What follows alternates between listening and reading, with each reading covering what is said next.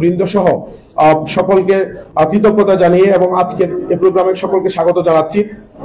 আমরা এমপিভুক্ত শিক্ষা জাতীয়করণ প্রত্যাশী জোট বিগত 17 সাল থেকে আমরা মাঠে আন্দোলন করছি। আমরা 18 সালে 20 দিন জাতীয় প্রেস ক্লাবে আমরা অনশন করেছিলাম, প্রতীকী অনশন করেছিলাম এবং আমরণ অনশন করেছিলাম। সেই প্রেক্ষিতে তৎকালীন সরকার এমপিভুক্ত শিক্ষকদেরকে 5% ইনক্রিমেন্ট এবং বৈশাখী ভাতা দিয়েছিল। এরপরে লাস্ট সরকারের পুরোটা সময় আমরা আন্দোলনে ছিলাম, কিন্তু সরকার আমাদের কোনো কথাই শুনেনি। আমরা 2022 সালে জাতীয় প্রেস ক্লাবের সামনে ঈদের দিন আমরা মানববন্ধন করেছি।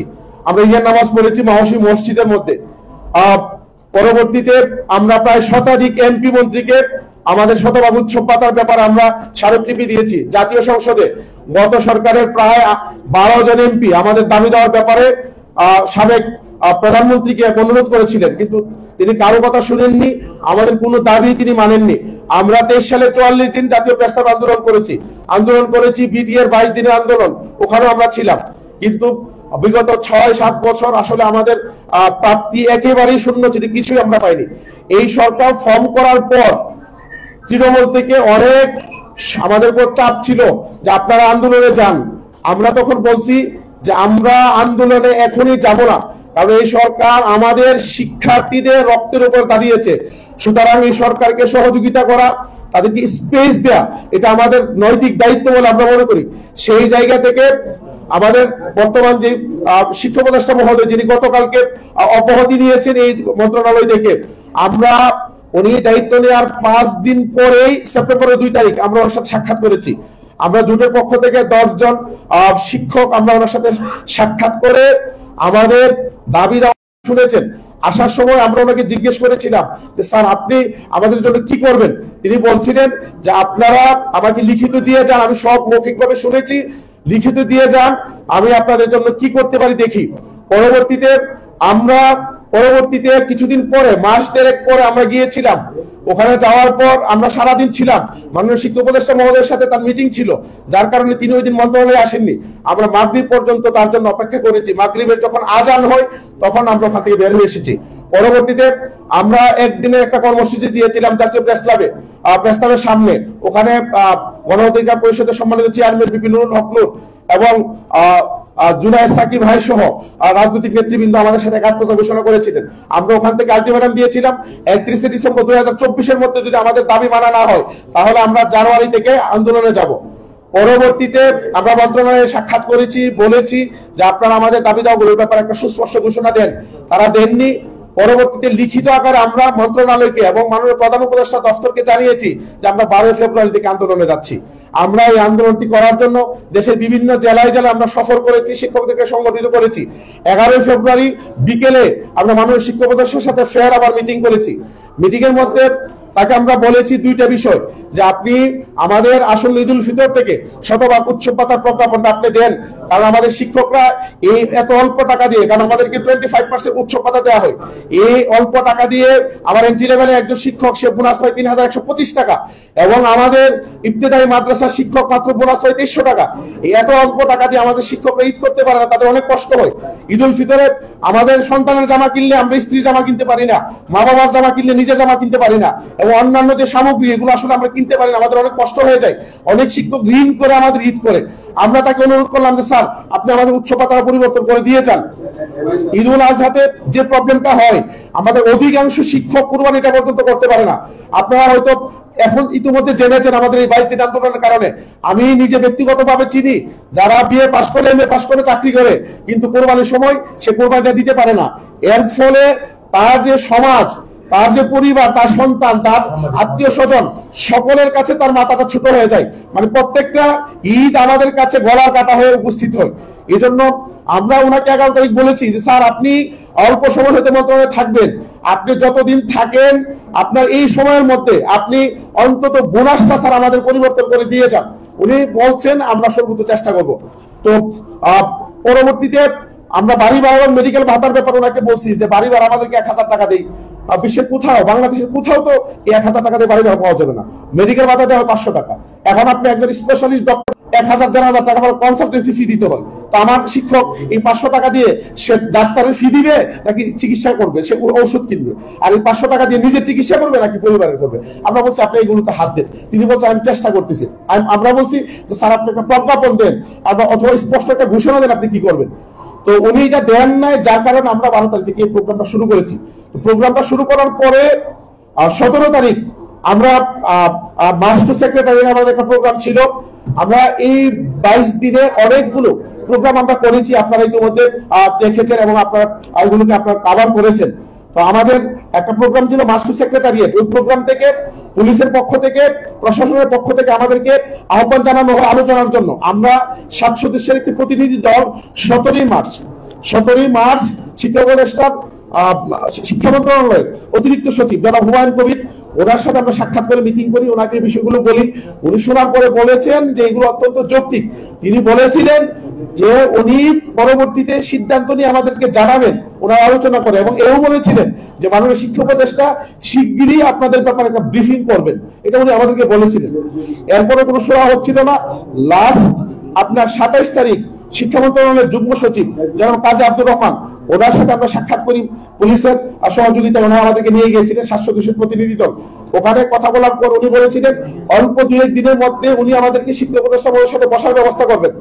আমি তাকে পরে যখন ফোন করি উনি বললেন যে আমি সচিবালয়ের বাইরে থাকবো কয়েকদিন, আপনি পিএস এর সাথে কথা বলেন, শিক্ষা উপদেষ্টা মহোদয়ের সাথে, ওনার পিএস এর সাথে। আমি তাকে বলে দিয়েছি।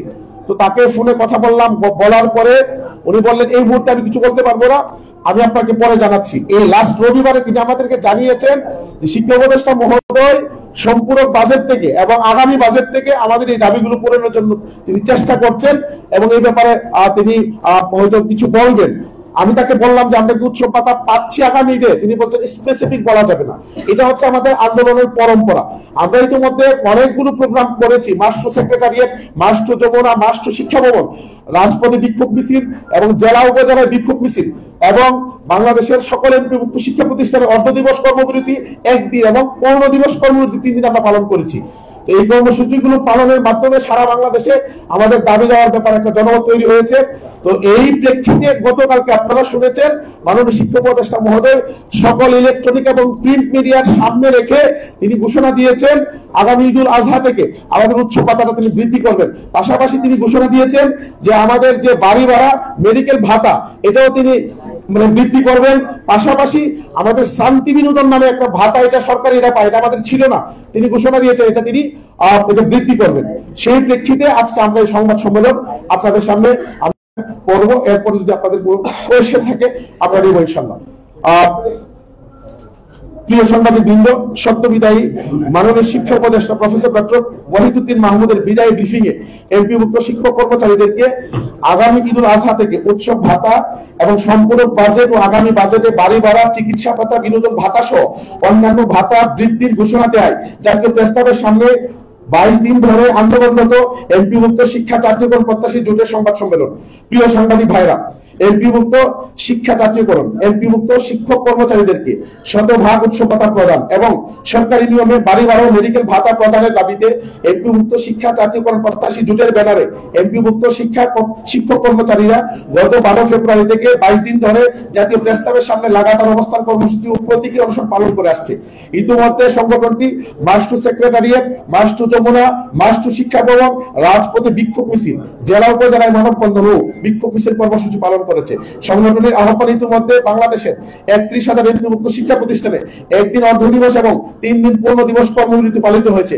গত 17 ফেব্রুয়ারি প্রশাসনের আহ্বানে সাড়া দিয়ে জুটের 7 সদস্যের প্রতিনিধি দল শিক্ষা মন্ত্রণালয়ের অতিরিক্ত সচিব জনাব মোহাম্মদ হুমায়ুন কবিরের সাথে এক বৈঠকে মিলিত হন। বৈঠকে তিনি নেতৃবৃন্দকে জানান যে এমপিভুক্ত শিক্ষক কর্মচারীদের শতভাগ উৎসব ভাতা এবং সরকারি নিয়মে বাড়ি ভাড়া ও মেডিকেল ভাতার দাবিগুলো অত্যন্ত যৌক্তিক। নেতৃবৃন্দের ব্যাপারে সরকারের পক্ষ থেকে দাবিগুলো মেনে নেওয়ার দাবিগুলো মেনে নিয়ে সুস্পষ্ট ঘোষণা এবং প্রজ্ঞাপন জারির আহ্বান জানালে তিনি জানান যে শিক্ষক উপদেষ্টা শীঘ্রই প্রেস ব্রিফিং করে শিক্ষকদের দাবি দেওয়ার ব্যাপারে জানাবেন।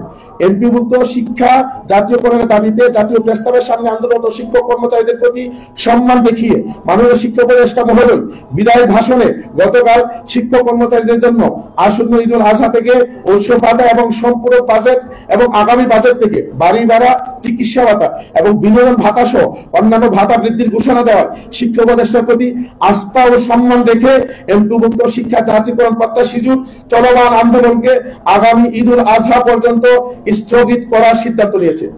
নেতৃবৃন্দ আশা করেন যে শিক্ষা মন্ত্রণালয় ঈদুল আজহার আগেই প্রজ্ঞাপনের মাধ্যমে দাবিগুলো বাস্তবায়নের কার্যকর পদক্ষেপ গ্রহণ করবেন। এর ব্যর্থ হলে আগামী ঈদুল আজহার পরে এমপিভুক্ত শিক্ষা জাতীয়করণ প্রত্যাশী জোট এমপিভুক্ত শিক্ষক কর্মচারীদেরকে নিয়ে কঠোর আন্দোলন গড়ে তুলবে।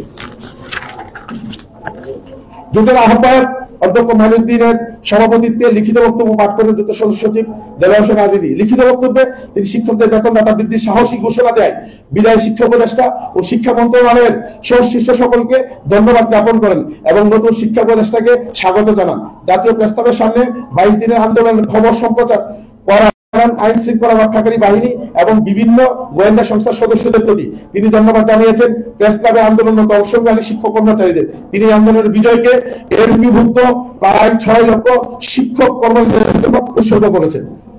আমরা আমাদের লিখিত প্রেস ব্রিফিং শেষ করেছি। আমি সামাজিক ভাইয়েরা আমাদেরকে আপনাদের লিখনের মাধ্যমে এবং আপনাদের নিউজ প্রচার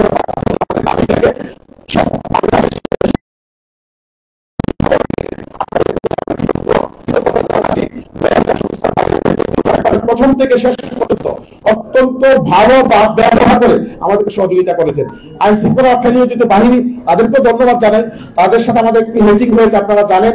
আমাদের শিক্ষকদেরকে তারা একদিন পিটিয়েছিল, আমাকে গ্রেফতার করেছিল, আমার 2 জন শিক্ষককে গ্রেফতার করেছিল। পরবর্তীতে শিক্ষকদের প্রতিবাদের মুখে তারা আমাদেরকে ছেড়ে দিয়েছে। আমিও হয়তো ওনাদের জায়গায় থাকলে হয়তো আমিও হয়তো একটু হার্ড লেগে যেতাম। তো এরপরে সার্বিকভাবে ওনারা আমাদেরকে সহযোগিতা করেছেন, তাদেরকে আমরা ধন্যবাদ জানাই। আমাদের 5 লক্ষাধিক শিক্ষক যারা এই প্রোগ্রামে বিভিন্ন ভাবে সহযোগিতা করেছেন, অনেকে আসতে পারেন নাই, দোয়া করেছেন, ফেসবুকে লেখালেখি করেছেন, অনেকে আর্থিকভাবে আমাদেরকে সহযোগিতা করেছেন, সকলের প্রতি আমরা ধন্যবাদ জানাচ্ছি। আমার বক্তব্য শেষ করছি, যদি আপনাদের কোয়েশ্চেন থাকে আপনারা নিতে পারেন। আমি অধ্যক্ষ দেলোয়ার হোসেন আজিজি, সদস্য সচিব এমপিভুক্ত শিক্ষা জাতীয়করণ প্রত্যাশী জোট, সভাপতি বাংলাদেশ মাদ্রাসা শিক্ষক কর্মচারী ফোরাম, অধ্যক্ষ কাতলাসেন কাদিরিয়া কামিল মাদ্রাসা মামিশি। আচ্ছা, এসএসসি দায়িত্ব বর্জনের কথা বলছিলাম। হ্যাঁ, আমরা আমাদের শিক্ষকতা উপদেষ্টা মহোদয় অত্যন্ত সজ্জন এবং অত্যন্ত ভালো মানুষ। আমরা আপনারা নিশ্চয়ই খেয়াল করেছেন এই 22 দিনে আমাদের নেতৃবৃন্দ ওনার বিপক্ষে একটি কটু কথা বলেন নাই। ওনার প্রতি আমাদের আগেও আস্থা ছিল, আন্দোলন চলাকালীন সময় ছিল, এখনো আছে। আমরা মনে করি আজকে আমি তোমাদের প্রায় 18টি আপনার জাতীয় দৈনিক আমি সংগ্রহ করেছি, ইংরেজি 3টি এবং আপনার বাংলা দৈনিক বাকিগুলো। 18টা দৈনিকের মধ্যে লিড নিউজ আসছে আমাদের এই সংবাদটি। তো আমি মনে করি ওনার মুখের কথা, ওনার প্রতি আমাদের যে আস্থা এবং সম্মানটা রয়েছে, আমি মনে করি ওনার মুখের কথাই আমাদের জন্য প্রজ্ঞাপন। সেই সম্মান এবং আস্থার জায়গা থেকে আমরা সিদ্ধান্ত নিয়েছি আমরা আপাতত আমরা আমাদের কর্মসূচিকে আমরা অব্যাহত রাখছি এবং দাখিল এবং এসএসসি পরীক্ষা বর্জনের যে আমরা ঘোষণা দিয়েছিলাম ওইটা আমরা স্থগিত করেছি। যমুনার সামনে ঈদের নামাজ পড়ার আমরা ঘোষণা দিয়েছিলাম, এটা আমরা আপাতত স্থগিত করেছি। আমরা ঈদুল আজহা পর্যন্ত অপেক্ষা করতে চাই। আমরা দেখবো যদি ঈদুল আজহা থেকে ওনাদের কথা অনুযায়ী ওনারা যদি কাজ করেন তাহলে আলহামদুলিল্লাহ, যদি না করেন ঈদের পর আমরা আবার আসবো ইনশাআল্লাহ। জি, আমরা সবার প্রতিনিধিত্ব করছি। আর আমরা যেহেতু আসলে এই সরকার ক্ষমতায় আসার পরে অনেকগুলো আন্দোলন হয়েছে, প্রায় 200-র উপর আন্দোলন ফেস করতে হয়েছে। আমাদের বিবেকের জায়গা থেকে মনে হয়েছে যে মন্ত্রণালয় যেহেতু আপনার স্পষ্টভাবে ব্রিফিং করেছে এবং আজকে সকল জাতীয় দৈনিকে আপনার গুরুত্ব সহকারে নিউজটা চেপেছে, এই জন্য আমাদের কাছে মনে হয়েছে ওনাদের উপর আস্থা রেখে আমাদের আন্দোলনটা স্থগিত করা দরকার। এবং আমরা আশা রাখি, বিশ্বাস করি ওনারা যেভাবে কথা বলেছেন ওনারা এই কথা রাখবেন। কারণ হচ্ছে উনি কোনো রাজনীতিবিদ না, উনি আমাদেরকে খুশি করার কোনো দরকার নেই এবং উনি কোন রকমের আপনার কূট কৌশলের আশ্রয় নেবেন না, আমরা বিশ্বাস করি। উনি হৃদয় থেকে যা অন করে এটাই আমাদেরকে বলেছেন, আমরা বিশ্বাস করি এবং উনি এটা করবেন, আমাদের বিশ্বাস। জি ইনশাআল্লাহ আমরা এই সংবাদ সম্মেলনের মাধ্যমে আপনাদেরকে আনুষ্ঠানিকভাবে জানানোর জন্য মূলত আমরা ব্রিফিংটার আয়োজন করেছি, আর এটার জন্য মূলত আজকে এই আয়োজন।